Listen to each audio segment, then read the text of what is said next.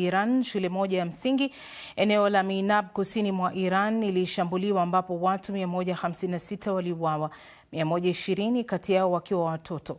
Karibu miezi mitano baadaye, Marekani bado haijatoa matokeo ya uchunguzi wake kuhusu janga hilo, ingawa ripoti za vyombo vya habari kuhusu tathmini ya awali ya jeshi la Marekani zinaonyesha kuwa huenda wao ndio waliohusika. Rais Trump amesema huenda kamwe isijulikane ni nani aliyekuwa na makosa. Timu ya waandishi wa BBC ikiongozwa na Nawal Al-Maghafi ilipata nafasi adimu ya kutembelea shule hiyo. Taarifa yake inawasilishwa na Leila Mohamed. Tukutahadharishe tu kwamba ina maudhui ya kusikitisha. Sehemu hii iliwahi kujawa na sauti za watoto, lakini sasa madarasa haya yamenyamaza. Amaine Nademi alifundisha katika shule hii kwa miaka 6. Huwezi kuita shule. Hapa kuna kuta tu zenye harufu ya kifo, huzuni na damu iliyomwagika hapa.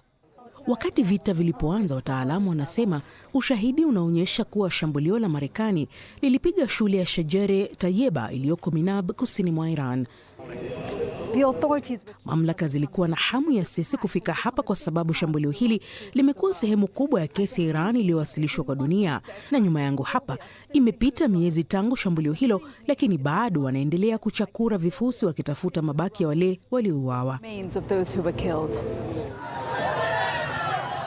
Shambulio lililopiga ghorofa ya juu ya shule hiyo na kusababisha madarasa ya wasichana kuporomoka na kuangukia yale ya wavulana.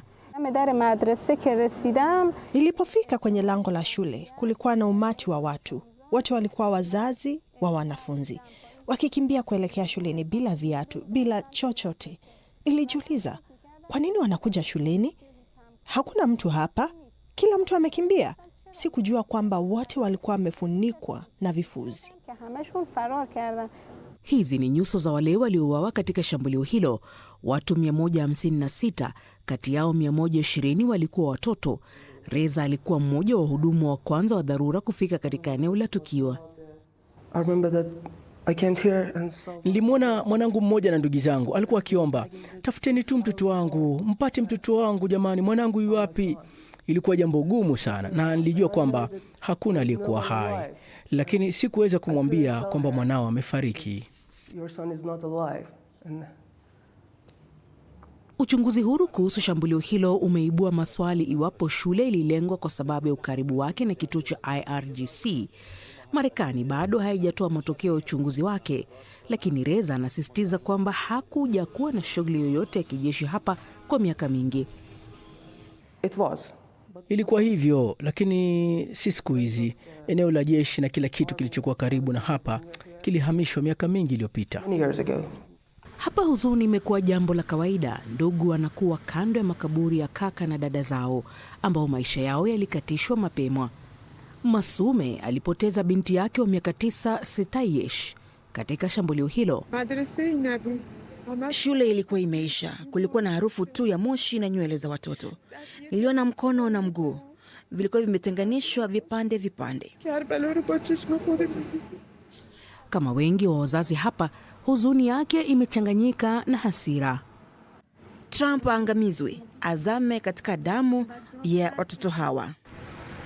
Katika nchi iliyogawanyika sana kutokana na uongozi wake wa kimabavu, shambulio dhidi ya shule hii liliwaunganisha wengi walio na huzuni.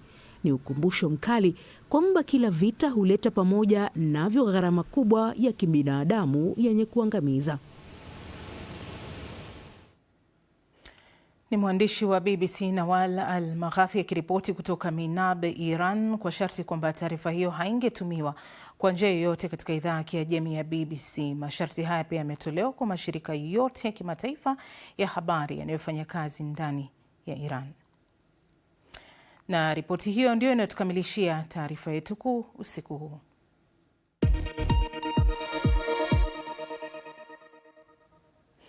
Hii ni Dira ya Dunia kutoka idhaa ya Kiswahili ya BBC. Tukirejea, mjadala wa zuka nchini Kenya kufuatia tangazo kwamba wanafunzi wote wa vyuo vikuu nchini humo watapata ufadhili kamili kwa masomo yao.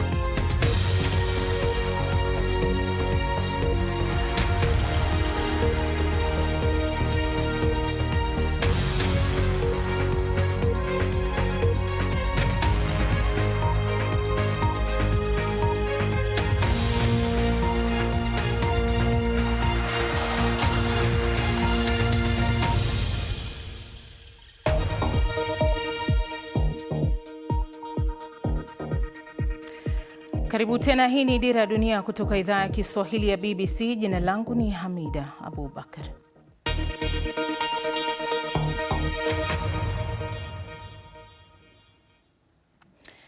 Rais wa Kenya William Ruto ametangaza kwamba kuanzia Septemba mwaka 2026 kila mwanafunzi ambaye amesajiliwa kusoma katika chuo kikuu cha umma au vyuo anuwai watapokea ufadhili kamili kutoka kwa serikali chini ya mfumo mpya wa serikali wa kufadhili masomo ya juu nchini humo.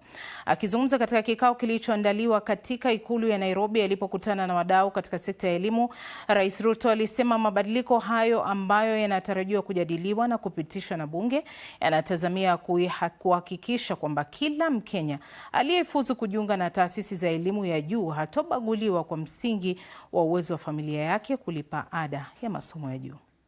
We tried the differentiated model. Tulijaribu mfumo tofauti. Nadhani manaibu chansela walioko hapa wanajua haukufanya kazi kwa sababu ulifanya vyuo vikuu vingi karibu vifungwe.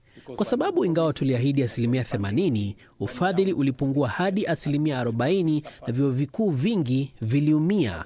Tumefanyia kazi mfumo tuliodhani ni wenye usawa, ambapo tulisema wazazi wangechangia fedha kidogo na tungetoa sehemu ya mkopo au udhamini ambao unaleta usawa, lakini hautoshi. Sasa tunahamia mfumo wa usawa kwa wote chini ya marekebisho ambayo tumepeleka bungeni.